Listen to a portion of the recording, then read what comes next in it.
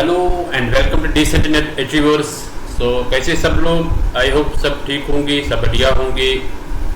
तो welcome in today's class. My name is Mudassir Amin. So यहाँ पे मैं यूजीसी नेट जेआरएफ की प्रिपरेशन करवा रहा हूँ, ठीक है। सो पेपर 1 की प्रिपरेशन हो रही है, जिसमें पूरे कंसेप्ट आपके क्लियर हो जाएंगे थ्रू एमसीक्यूज एंड कभी कभार थ्योरी क्लास भी होता है, क्योंकि अभी हम एमसीक्यूज कर रहे हैं। जो आने वाला एग्ज़ाम है 20 सितंबर से 30 सितंबर तक जो हो जाएगा, ठीक है। सो एग्ज़ाम टाइम पे हो जाएगा, ठीक है। आप अपनी प्रिपरेशन करते रहो और जो आपने अभी तक पढ़ा उसको रिवीजन अच्छे से कर लो, ठीक है। यस, तो आज जो हमारा एमसीक्यू सीरीज हो जाएगा यहाँ पे, सो वो रिसर्च एप्टीट्यूड पे होगा, ओके। तो देखते हैं हमारा टारगेट क्या रहता है। हमारा टारगेट रहता है, हम यहाँ पे कवर करते हैं सारे कंसेप्ट पेपर 1 पे, जो टीचिंग एंड रिसर्च एप्टीट्यूड पे रहता है, ठीक है। तो 2 बजे एक क्लास रहता है, जो अभी होता है 2 बजे का क्लास। दूसरा होता है 8 PM पे, ठीक है। शाम के 8 बजे दूसरा क्लास, तो उसमें मैथमेटिकल रीजनिंग की क्लास होता है, ठीक है। वहाँ पे हर एक तरह के क्वेश्चन आपको समझाए जाते हैं, ठीक है। दोनों क्लासेस को आप मिस मत करिएगा, ठीक है। यस, सो हमारा मिशन क्या है, यूजीसी नेट जेआरएफ को क्रैक करना, ओके। यस, सो ये जो यूजीसी नेट जेआरएफ पेपर 1 की थ्योरी एंड एमसीक्यू क्लास रहता है, वो 2 बजे रहता है, और मैथमेटिकल रीजनिंग पे 8 बजे रहता है, ओके। यस, सो हम क्लास स्टार्ट करने से पहले आप अपने फ्रेंड्स के साथ शेयर करो, अपने कलीग्स के साथ शेयर कर लो, ठीक है। यस, और जितने भी आपके पर्सनल व्हाट्सएप ग्रुप है ना, तो ज़्यादा से ज़्यादा आप शेयर कर लो। उसके बाद हम स्टार्ट करते हैं आज का एमसीक्यू सीरीज। जो चैनल पे नए हैं वो चैनल को सब्सक्राइब कर लो, ठीक है, और बेल को प्रेस करके रखो, ताकि नेक्स्ट टाइम आपको क्लास की नोटिफिकेशन आ जाएगी जब भी क्लास होगी, ओके। यस, तो सब शेयर कर लो अपने फ्रेंड्स, अपने कलीग्स के साथ, ठीक है। जो जो शेयर करेगा वो थम्स अप करेगा। उसके बाद हम स्टार्ट करते हैं आज का क्लास। Good afternoon everyone. बहुत अच्छा, सो ऐसे आप शेयर करो सब। वेरी गुड, जिसने शेयर किया है थैंक यू। रिसर्च एप्टीट्यूड चल रहा है आजकल, आज जो एमसीक्यूज हो रहे हैं। अगर आपको कोई और एमसीक्यू सीरीज चाहिए आप बताइए, ठीक है, तो उसको भी हम ले लेंगे, okay. So are you ready? Let's begin then. Let's get started. So let's start our today's MCQ series. So ये रहा आपके स्क्रीन पे क्वेश्चन नंबर 1, इसको पढ़ लो आप और आंसर कर लो। Which research investigation is statistical और mathematical in nature? कौन से ऐसी रिसर्च है, यानी कौन सा ऐसी रिसर्च इन्वेस्टिगेशन है जो स्टैटिस्टिकल या मैथमेटिकल इन नेचर होती है, जिसमें मैथमेटिकल कैलकुलेशन जिसमें होती है, ठीक है। सो ए है क्वालिटेटिव इन्वेस्टिगेशन, बी है क्वांटिटेटिव इन्वेस्टिगेशन, सी है हिस्टोरिकल इन्वेस्टिगेशन, डी है केस स्टडी इन्वेस्टिगेशन। आपके पास टाइम लगा हुआ है 30 सेकंड्स, आप आंसर करिए। Very good.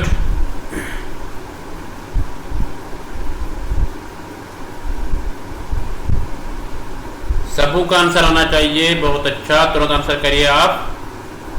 देखो, आपको बताना है उस रिसर्च इन्वेस्टिगेशन, यानी कौन सी रिसर्च इन्वेस्टिगेशन है यहाँ पे जो स्टैटिस्टिकल होते हैं, यहाँ पे स्टैटिस्टिकल नेचर होता है, यानी जहाँ पे मैथमेटिकल कैलकुलेशन हो जाता है, ठीक है।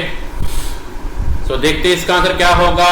B part is the correct answer. Quantitative investigation ऐसे होते हैं, क्वांटिटेटिव में हम नंबर्स को लेते हैं, न्यूमेरल्स को लेते हैं, डेटा जो होता है वो न्यूमेरिकल फॉर्म में होता है, तो वहाँ पे हम स्टैटिस्टिकल टेक्निक यूज करते हैं, जैसे टी टेस्ट यूज करते हैं, एनोवा टेस्ट यूज करते हैं, काई-स्क्वायर टेस्ट यूज करते हैं, ठीक है।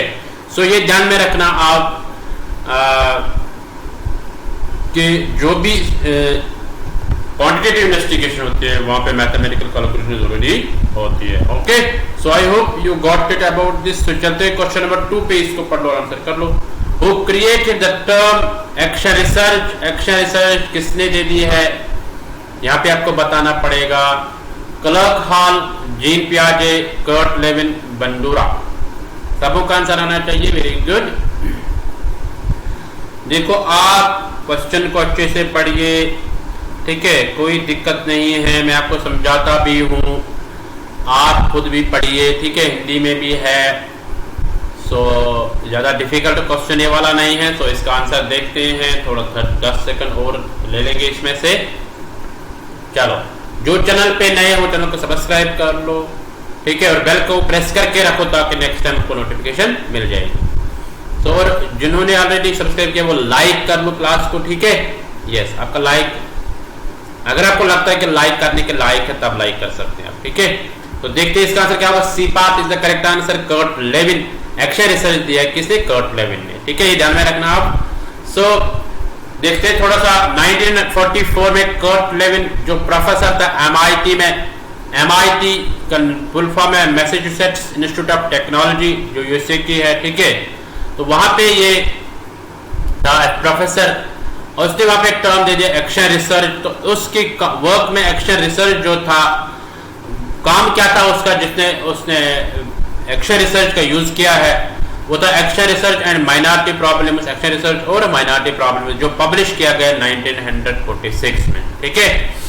कब पब्लिश किया गया है? 1946। तो ये ध्यान में रखना, मैसाचुसेट्स इंस्टीट्यूट ऑफ टेक्नोलॉजी, वहां पे काम कर रहा था, जहां पे उसने दे दिया है टर्म एक्शन रिसर्च। फिर जो action research and minority problems, ठीक है, उसका एक वर्क था, उसको पब्लिश किया गया 1946 में, ओके। सो चलते क्वेश्चन नंबर 3 पे, इसको पढ़ लो और आंसर कर लो। Which of the following is correct sequence? Correct sequence कौन सी है?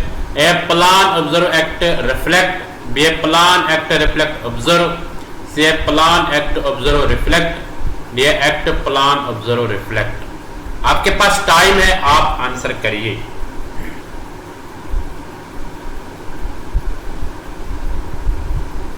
बहुत अच्छा, तुरंत आंसर करिए आप सब। Very good.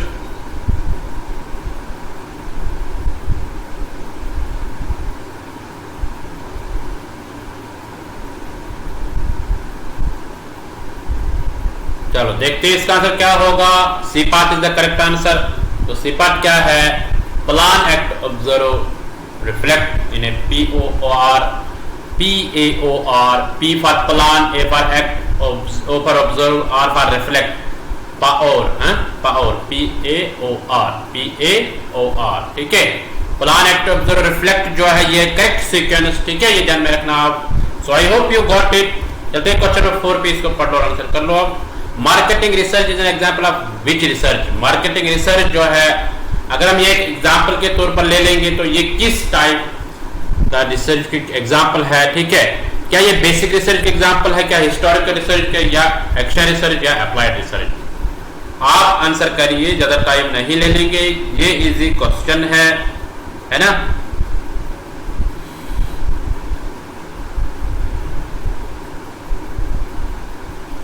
सबको का आंसर होना चाहिए। Very good. थोड़ा सा रुकते हैं, ठीक है, और भी 10 सेकंड में दे दूंगा। देखो, चीटिंग नहीं करना, आपको खुद सोचना है, ठीक है। अगर चीटिंग करोगे तो वो तो आपको याद भी नहीं रहेगा फिर, ठीक है। यहाँ पे अगर आपको गलत हो जाएगा फिर नेक्स्ट टाइम आप गलत नहीं कर पाओगे अगर ऐसे क्वेश्चन देखोगे। देखते हैं इसका आंसर क्या होगा। D part is the correct. Applied research, marketing research, for example हम बोलते हैं कि यानी किसी मार्केट में कोई प्रोडक्ट मतलब कम होता है तो हम उस पर रिसर्च करते हैं कि मतलब कौन सा प्रोडक्ट कम बिकता है यहाँ पे, ठीक है, या कौन सा अच्छा बिकता है यहाँ पे। जो अच्छा बिकता है तो उस पे हम क्या करते हैं, हम वो ज्यादा मार्केट में लगा देते हैं, ठीक है। सो दैट मीन्स हमने अप्लाई किया है किसी प्रिंसिपल को, जो हमारे प्रिंसिपल थे उनको हमने अप्लाई किया है। तो दैट इज मार्केट रिसर्च। सो ये जो एग्जांपल ले हमने, ये अप्लाइड रिसर्च की एग्जांपल है, ओके। तो चलते हैं क्वेश्चन नंबर 5 पे। Descriptive research can be done by which method? Descriptive research जो है ये किस मेथड से की जाएगी, ठीक है, की जा सकती है? Observation method, case study method, survey method, questionnaire. आपको कोड में आंसर करना है। पहले ये देखो ऑप्शंस, फिर कोड देखो। ए है 214, बी है 134, सी है 234, डी है 1234। सबको आंसर आना चाहिए। Very good. आपको बताना है डिस्क्रिप्टिव रिसर्च जो है ये हम कर सकते हैं किस मेथड से। अब कोड में आपको चूज करना है। बहुत अच्छा, थोड़ा सा मैं और टाइम दे दूंगा, थोड़ा सा और समय दे देंगे। थोड़ा सा डिफिकल्ट क्वेश्चन नहीं है तो बट थोड़ा सा लगता होगा आपको डिफिकल्ट है, ठीक है। सो 10 सेकंड रहेंगे तो उसके बाद मैं आपको आंसर दिखाऊंगा। तो देखते हैं इसका आंसर क्या होगा। D part is the correct answer. 1 2 3 4 यानी 4 जो है, चारों जो है, ये चारों क्या है, डिस्क्रिप्टिव रिसर्च कर सकते हैं इनसे। ऑब्जर्वेशन मेथड से भी हम डिस्क्रिप्टिव रिसर्च कर सकते हैं, केस स्टडी से भी कर सकते हैं, क्योंकि इसके टाइप्स है, सर्वे मेथड है, क्वेश्चनियर है, ठीक है। सो क्वेश्चनियर से भी डिस्क्रिप्टिव रिसर्च कर सकते हैं, ठीक। Can be done by which method, किस मेथड से कर सकते हैं। ये चारों ऑप्शन जो है करेक्ट ऑप्शंस है। चलते हैं क्वेश्चन नंबर 6 पे, इसको पढ़ लो और आंसर कर लो। A treatment that is used in clinical trials to determine whether or not a treatment is helpful is known as, एक ट्रीटमेंट किया जाता है जो इस्तेमाल किया जाता है क्लिनिकल ट्रायल्स पे, to determine whether or not a treatment is helpful is known as, कि जो ट्रीटमेंट हेल्पफुल है या नहीं है, यानी हमने एक ट्रीटमेंट ले लिया है तो ये हेल्पफुल है या नहीं है, तो इसको क्या बोलते हैं। ए काजल इफेक्ट, बी ए कंट्रोल इफेक्ट, सी प्लेसिबो इफेक्ट, डी प्लेस्प्रो इफेक्ट। यहाँ पे आपको आंसर करना है। सो क्या बोलते हैं, ठीक है। यस, सबको आंसर आना चाहिए। वेरी गुड, बहुत अच्छा। तो ऐसे आंसर करो आप। A treatment that is used in clinical trials to determine whether or not a treatment is helpful is known as, यानी कि ये हेल्पफुल है या नहीं है, ठीक है, ये बताना आपको। अगर हम कोई क्लिनिकल ट्रायल करते हैं, ठीक है, कोई एक्सपेरिमेंट करते हैं, तो वहाँ पे हम देखते हैं ये ट्रीटमेंट जो हम करते हैं कि ये हेल्पफुल है या नहीं है। बहुत अच्छा। सो देखते हैं इसका आंसर क्या होगा। C part is the correct answer. Placebo effect उसका बोलते हैं, ठीक है। सो प्लेसिबो इफेक्ट किस वक्त बोलते हैं, जब हम कोई ट्रीटमेंट करते हैं, फिर हम देखते हैं कि ये ट्रीटमेंट सही है या नहीं है, या हेल्पफुल है या नहीं है, उसको प्लेसिबो इफेक्ट बोलते हैं। जल्दी क्वेश्चन में 7 पे, इसको पढ़ लो और आंसर कर लो आप। Which research study similar to descriptive research, कौन सी रिसर्च ऐसी है जो एज कंपेयर डिस्क्रिप्टिव रिसर्च की अगर बात करेंगे सेम डिस्क्रिप्टिव रिसर्च की तरह होती है। Empirical study, qualitative study, diagnostic study, exploratory study. आप आंसर करिए। Very good. देखो ऐसे आंसर करो। अगर आपको अभी गलत हो रहा है कोई बात नहीं, तो नेक्स्ट टाइम आपको गलत नहीं होना चाहिए, ठीक है।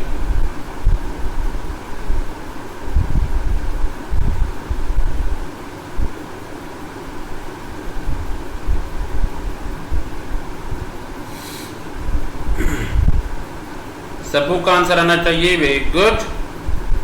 तो देखते हैं इसका आंसर क्या होगा। यार आपके स्क्रीन इसका आंसर सी पार्ट, सी पर करेक्ट आंसर डायग्नोस्टिक स्टडी। जो डायग्नोस्टिक स्टडी है वो सेम है डिस्क्रिप्टिव रिसर्च, क्योंकि डिस्क्रिप्टिव रिसर्च हम यूज करते हैं जहां पे प्रेजेंट सिचुएशन देखनी होगी। So diagnostic study also measures the present situation, okay. तो तभी इसको सिमिलर कहा गया एज डिस्क्रिप्टिव रिसर्च, यानी सेम इसी तरह की है, okay. So I hope you got it. चलते क्वेश्चन थोड़ा सा देखते हैं।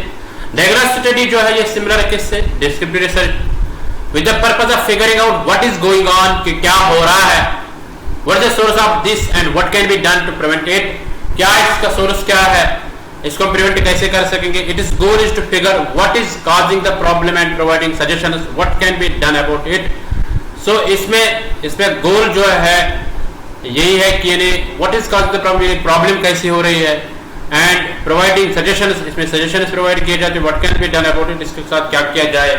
तो ये डायग्नोस्टिक स्टडी कहलाती है, okay. So I hope you got it. So चलते क्वेश्चन नंबर 8 पे, इसको पढ़ लो और आंसर कर लो।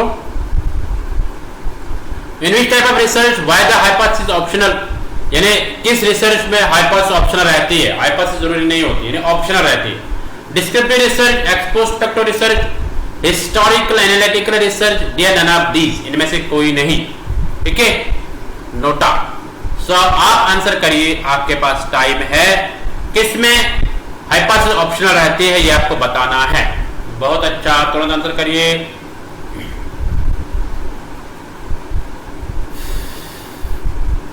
आपको ये टाइमर दे दूंगा मैं, इसमें से आपको 20 सेकंड दे दूंगा, ठीक है। आप आंसर करिए अच्छे से।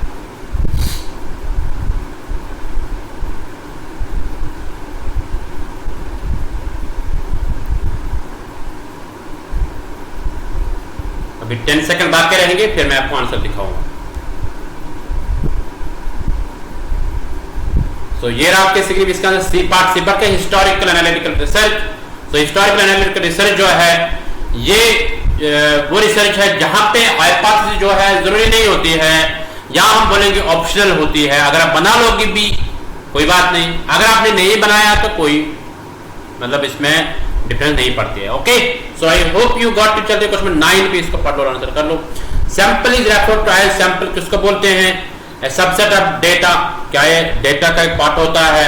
ए सबसेट ऑफ इंफॉर्मेशन या इंफॉर्मेशन का पार्ट होता है। A subset of research design एक रिसर्च डिजाइन का सबसेट होता है। सबसेट ऑफ द पॉपुलेशन एक पॉपुलेशन का सबसेट होता है।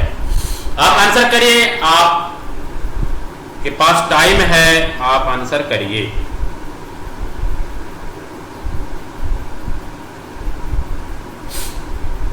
वेरी गुड, सबका आंसर आना चाहिए, बहुत अच्छा।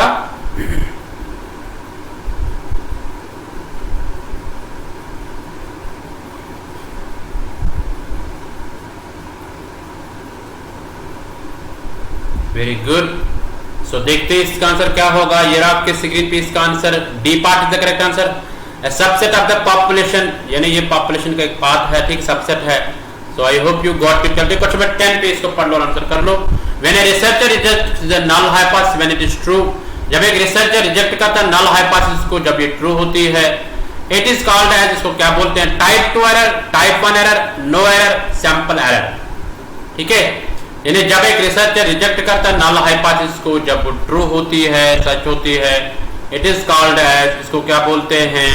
टाइप 2 एरर बोलते हैं, टाइप 1 एरर बोलते हैं, नो एरर, कोई एरर नहीं, सैंपल एरर बोलते हैं। क्या बोलते हैं ये आपको बताना पड़ेगा। बहुत अच्छा। जब एक रिसर्चर रिजेक्ट करता है नल हाइपोथेसिस को जब वो ट्रू होती है तो उसको क्या बोलते हैं? यानी रिजेक्ट, ठीक है, रिजेक्ट करते हैं और बट ट्रू होती है, ठीक है।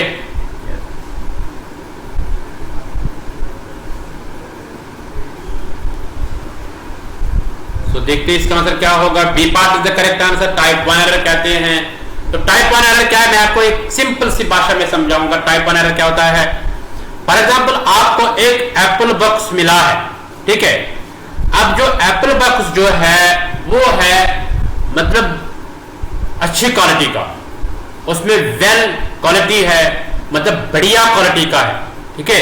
तो आपको जब वो एप्पल बॉक्स मिला, आप क्या करते हो? आप उसको रिजेक्ट करते हो, ठीक है। आप उसको क्या करते हो? रिजेक्ट करते हो, मतलब आप नहीं लेते हो। आप बोलते हो पता नहीं इसमें क्या, कैसे सेब होंगे, कैसे एप्पल होंगे, क्या ये मतलब खराब हो गए होंगे, तो आप उसको रिजेक्ट करते हो। बट जब आप रिजेक्ट करते हो तो वो जो एप्पल बॉक्स था वो एक वेल क्वालिटी का था, ठीक है। सो दैट इज टाइप 1 एरर। अब टाइप 2 एरर क्या होता है? टाइप 2 एरर होता है कि यही एप्पल बॉक्स जो आपने ले लिया, कोई और एप्पल बॉक्स आ गया अब, बट जो वो एप्पल बॉक्स था उसमें जो एप्पल्स थे दूसरे एप्पल बॉक्स में वो खराब थे। आपने क्या किया? आपने वो दूसरा एप्पल बॉक्स ले लिया, दूसरा एप्पल बॉक्स ले लिया। दैट मीन्स आपने उसको एक्सेप्ट किया, बट अंदर से वो जब आपने खोला तो वहां पे क्या मिला आपको? खराब एप्पल, ठीक है। पहला जो आपने ले लिया उसको रिजेक्ट किया क्योंकि उसमें अच्छे थे, ये पता नहीं था आपको उसमें अच्छे थे, आपने उसको रिजेक्ट किया, वो टाइप 1 एरर हो गया। अब टाइप 2 एरर मीन्स आपने एक्सेप्ट किया दूसरा बॉक्स, यानी एक बॉक्स जो था उसको आपने रिजेक्ट किया, दूसरे बॉक्स जो था उसको आपने एक्सेप्ट किया, बट जब आपने खोला उसके अंदर जो निकला वो एप्पल्स थे खराब, ठीक है। सो दैट इज टाइप 2 एरर, ठीक है। ये जानना है, मींस हम एक्सेप्ट करते हैं नल हाइपोथेसिस को व्हेन इट इज फॉल्स, जब वो फॉल्स होते हैं। ऐसे हमने एक्सेप्ट किया एप्पल बॉक्स को, अंदर से वो क्या थे? खराब थे, तो that is type 2 error. So I hope you got it about this. तो थम्स अप करिए अगर आपको समझ में आ गया होगा।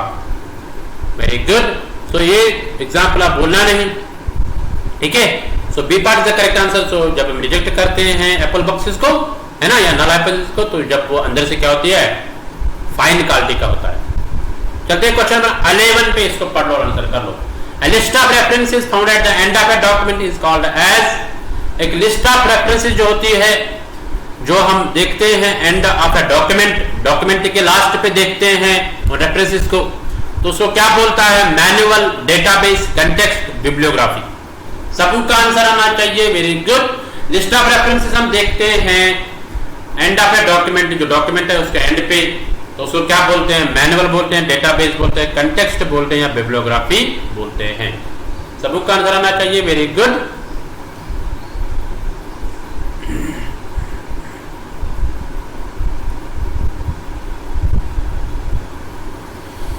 बहुत अच्छा, ऐसे आंसर कर लो तुरंत।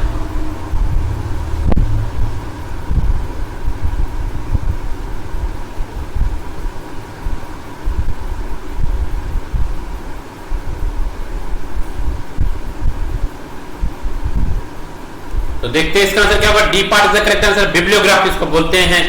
रेफरेंसेस, लिस्ट ऑफ रेफरेंसेस जो होते हैं एंड ऑफ द डॉक्यूमेंट, उसको बोलते हैं बिब्लियोग्राफी। ओके, सो ये ध्यान में रखना आप। तो जिन्होंने अभी तक वीडियो को, क्लास को लाइक नहीं किया है, चुप करके लाइक कर लो, ठीक है?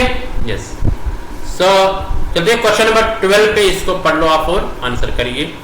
When dealing with a work written by a group of authors, जब हम देखते हैं कि एक वर्क के साथ, चाहे वो कोई भी वर्क होगा जो लिखी होगी ऑथर से, फॉर एग्जाम्पल कोई रिसर्च वर्क होगा, ठीक है, या कोई रिसर्च पेपर 2-4 ऑथर से लिखा हुआ होगा, तो then what we write instead the name of all the authors.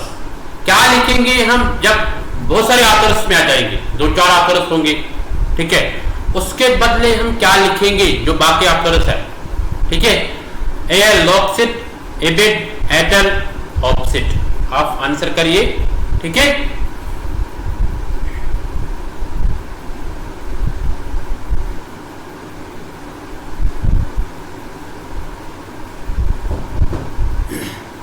जब हम मतलब एक मतलब रिसर्च पेपर किसी ने लिखा होगा, 2-4 ऑथर्स ने लिखा हुआ होगा, ठीक है, तो उसमें बहुत सारे ऑथर्स होंगे, तो उस वक्त हम क्या लिखेंगे? उसके बदले एक हम लिखेंगे, उसके बाद में क्या लिखेंगे? क्या सबों का नाम हम इन्वॉल्व कहेंगे?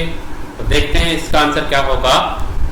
थोड़ा सा रुकते हैं। और so C part is the correct answer, at all इसको आएगा। Okay, at all is the correct answer. Okay, तो चलते हैं क्वेश्चन नंबर 13 पे, इसको पढ़ लो आप और आंसर करिए।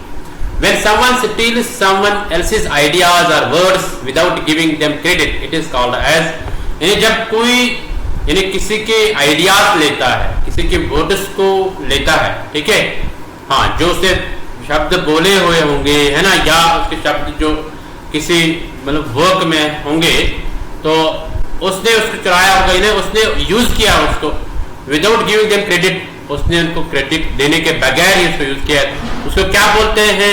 ए स्प्लिट मेथड, बी है फॉल्सिफिकेशन, सी है फैब्रिकेशन, डी है प्लेजरिज्म। आप आंसर करिए, आपके पास टाइमर लगा हुआ है।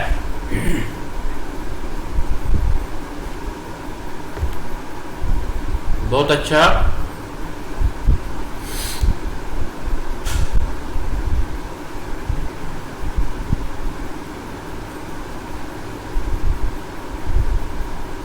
देखते हैं इसका आंसर क्या होगा। D part is the correct answer. इसको प्लेजरिज्म बोलते हैं। क्या बोलते हैं? प्लेजरिज्म। मतलब एक कोई शख्स है, वो रिसर्च वो करता है, ठीक है, वो थीसिस का काम करता है, या वो चाहे मास्टर्स में चाहे डॉक्टरेट डिग्री में, ठीक है, क्या करता है कि एक दूसरे का आइडियाज लेता है, दूसरे के वर्ड्स को लेता है, ठीक है, खुद के वर्ड्स नहीं होते हैं, खुद के आइडियाज नहीं होते हैं, तो जब वो उनको चढ़ाता है तो वो यूज करता है उनको, है ना, अपने काम में, अपने वर्क में, तो उसको प्लेजरिज्म बोलते हैं। Okay, so I hope you got it. चलते क्वेश्चन 14 पे, इसको पढ़ लो और आंसर कर लो आप। If one person takes the same personality test numerous times and gets the same results each time, then we call it, यानी अगर एक शख्स क्या करता है, वो एक पर्सनल टेस्ट यूज करता है, जितनी बार वो यूज करता है उस पर्सनल टेस्ट को सेम रिजल्ट्स आ जाते हैं, हर दफा सेम रिजल्ट्स आ जाते हैं, तो उसको हम क्या बोलेंगे? Test is invalid. क्या टेस्ट इनवैलिड है? ये टेस्ट इज इलीगल। क्या ये टेस्ट इलीगल हो सकता है?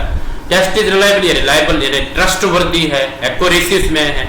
Test is not reliable, test reliable नहीं, उसमें एक्यूरेसी नहीं है। तो आपको बताना है इसको कौन सा आंसर आएगा। ओके, तो आप आंसर करिए।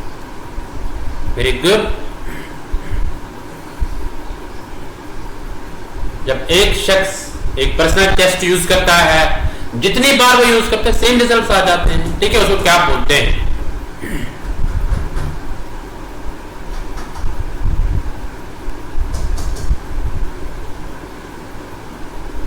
सो देखते हैं इसका आंसर क्या होगा।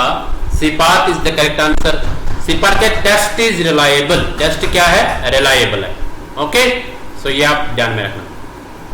तो चलते हैं क्वेश्चन नंबर 15 पे, इसको पढ़िए आप और आंसर करिए। Identify the correct statement. Research papers are presented at seminars whereas research articles are published in books. B है research papers are presented at workshops whereas research articles are published in theses. Research papers are presented at conferences whereas research articles are published in journals, magazines. D है all are correct. आप यहाँ पे answer करिए, आपके पास time है, ठीक है। बहुत अच्छा, करेक्ट स्टेटमेंट आपको बताना है।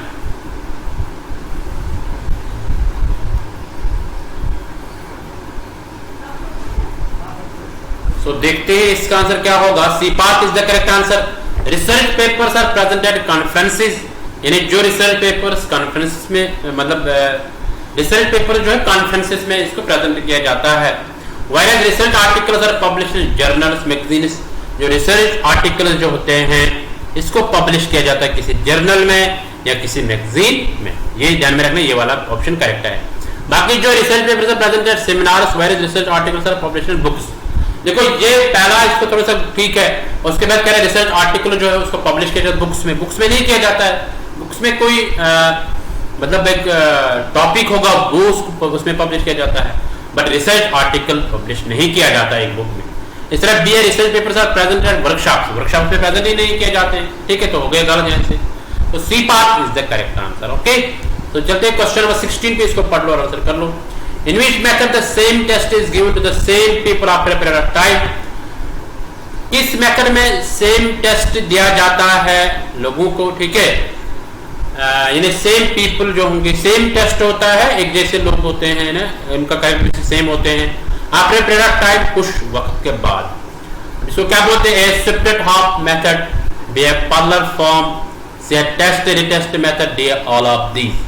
आपको आंसर करना है, आपके पास टाइम बचा हुआ है। चलो, in which method the same test is given to the same people, यानी कौन सा मेथड ऐसा है जिसमें सेम टेस्ट दिया जाता है सेम लोगों को, सेम पॉपुलेशन को आफ्टर पीरियड ऑफ टाइम, कुछ टाइम के बाद, ठीक है, ये आपको बताना है। चलो, इजी क्वेश्चन है, ज्यादा डिफिकल्ट क्वेश्चन नहीं है। मैं इसमें से आपको 10 सेकंड दे दूंगा और इस टाइमर में से। चलो देखते हैं इसका आंसर क्या होगा। C part is the test retest method है, ठीक है, जो हम यूज करते हैं। पहले बार हमने यूज किया है सेम पीपल पे, सेम पॉपुलेशन पे या सेम सैंपल पे, उसके बाद हमने 6 महीने के बाद वही टेस्ट यूज किया है उसी पॉपुलेशन पे। Okay, so that is test retest method. तो चलते हैं क्वेश्चन 17 पे, इसको पढ़ और आंसर कर लो आप। Basically just a grouping of data into categories with no order और स्ट्रक्चर। ऐसी कौन सी स्केल है जिसमें just a grouping of data, जिसमें डेटा को ग्रुपिंग की जाती है इनटू कैटेगरीज, डिफरेंट कैटेगरीज में बांटा जाता है, विद नो ऑर्डर और स्ट्रक्चर, कोई ऑर्डर या स्ट्रक्चर, कोई सीक्वेंस नहीं होती है, ठीक है, उसको क्या बोलते हैं, nominal scale, ordinal scale, interval scale, ratio scale. Easy question है, ज्यादा डिफिकल्ट क्वेश्चन नहीं है। कौन सी ऐसी स्केल है जिसमें डेटा मतलब ग्रुपिंग ऑफ डेटा किया जाता है, कैटेगरीज में उनको बांटा जाता है, बट कोई ऑर्डर या कोई स्ट्रक्चर नहीं होता है, ये आपको बताना है। अब किस में होता है ऐसा? बहुत अच्छा,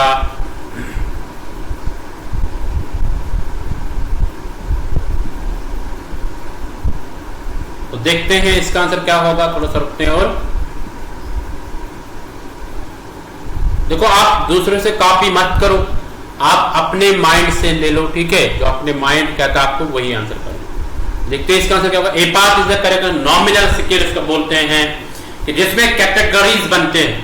नॉमिनल स्केल आप याद रखो, कैटेगरीज, ठीक है, बट उसमें कोई ऑर्डर या सीक्वेंस नहीं होता। जैसे आपको मैं यहाँ पे कुछ एग्जांपल देता हूँ। आपने प्लेस देखे हैं, प्लेस की जो टी शर्ट होती है, टी शर्ट जो होती है, उसके पीछे एक नंबर लगा हुआ होता है, ठीक है, उसका मतलब क्या है, वो कैटेगरी है, वो कोई ऑर्डर स्ट्रक्चर नहीं है।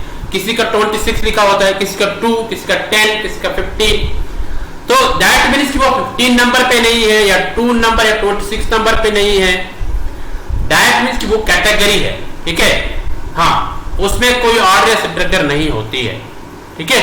सो कैटेगरी जहां पे आ जाएगी, कोई ऑर्डर या सब्ट्रैक्टर नहीं होगा, तो that is nominal scale. Okay, so I hope you got it. चलते क्वेश्चन नंबर 18 पे, इसको पढ़ लो, आंसर कर लो। Which scale provides a clear meaning of zero? That's absolute zero. Absolute zero कहां पे आ जाता है, किस स्केल में? Nominal scale, ordinal scale, interval scale, ratio scale. ये क्वेश्चन बार बार पूछा जाता है, चाहे यूजीसी नेट एग्जाम में, चाहे आपके पीएचडी एग्जाम में, चाहे असिस्टेंट प्रोफेसर एग्जाम में, वहां पे पूछा जाता है ये क्वेश्चन, ठीक है। सो इसको आप अच्छे से ध्यान रखिएगा। यानी क्लियर मीनिंग ऑफ जीरो कहां पे होती है? मीनिंग मतलब जीरो की मीनिंग एब्सोल्यूट माना जाता है जीरो, ठीक है, यस। सो आप आंसर करिए, वेरी गुड, बहुत अच्छा।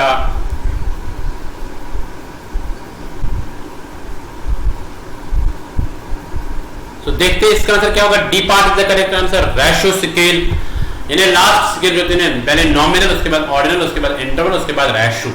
रेशियो स्केल जो है उसमें जीरो को एब्सोल्यूट माना जाता है, ठीक है। So I hope you got. चलते क्वेश्चन 19 पे, इसको पढ़ लो, आंसर कर लो आप। Who pioneered the grounded theory? Grounded theory जो है ये किसने दे दी है, ठीक है, Glaser, Strauss, Glaser and Strauss, Kerlinger. यहाँ पे आपको बताना है, ठीक है, कि किसने दे दी है ग्राउंडेड थ्योरी। वेरी गुड, सबको आंसर आना चाहिए, बहुत अच्छा। ग्राउंडेड थ्योरी जो है ये किसने दे दी है?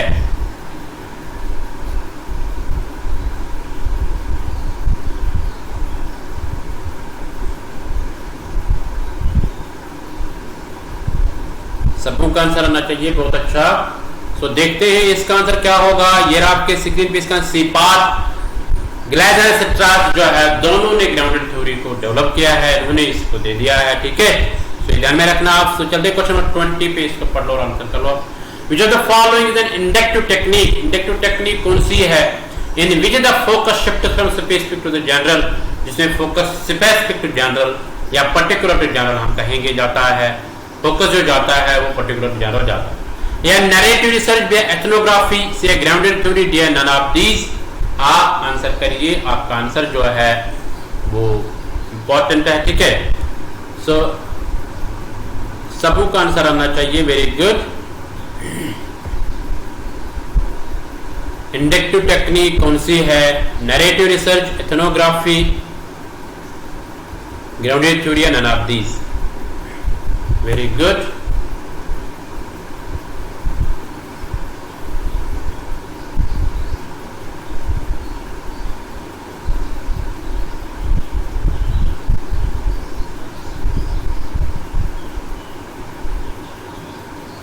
तो देखते हैं इसका आंसर क्या होगा। C part is the correct, grounded theory बोला जाता है इसको, ठीक है। इंडक्टिव टेक्निक है ग्राउंडेड थ्योरी, जिसमें हम फोकस करते हैं from specific to general. Okay, so I hope you got it. सो ये थे आज के टॉप 20 एमसीक्यूज, ठीक है, रिगार्डिंग रिसर्च एप्टीट्यूड। जो चैनल पे नए, चैनल को सब्सक्राइब कर लो और बेल को प्रेस करके रखो, ताकि नेक्स्ट टाइम आपको नोटिफिकेशन मिल जाएगी, ठीक है। सो ये व्हाट्सएप नंबर है, अगर आपको व्हाट्सएप ग्रुप में ज्वाइन होना, आप यहाँ से मैसेज कर सकते हैं, ठीक है। तो आपको एक्सेस मिल जाएगा व्हाट्सएप ग्रुप में, ठीक है, जहां से आप पीडीएफ भी ले सकते हैं। तो ये आप अपना फीडबैक दे दीजिए, आपका फीडबैक जो है वो हमें मोटिवेट करता है, ठीक है, यस। सबों का फीडबैक आना चाहिए। सो अगर आपका कोई प्रश्न होगा, कोई क्वेश्चन होगा, उसको आप कमेंट सेक्शन में लिखिए, उसको हम अटेंड कर लेंगे। सो मिलते हैं नेक्स्ट टाइम MCQ सीरीज में, तब तक के लिए ta-ta, bye bye, take care. Okay, thank you everyone.